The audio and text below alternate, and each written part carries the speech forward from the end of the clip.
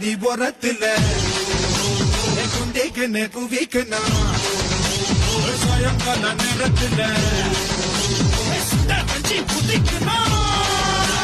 soda bottle கையில cycle சேரு பைக்கில தோடா பரம் பாருடா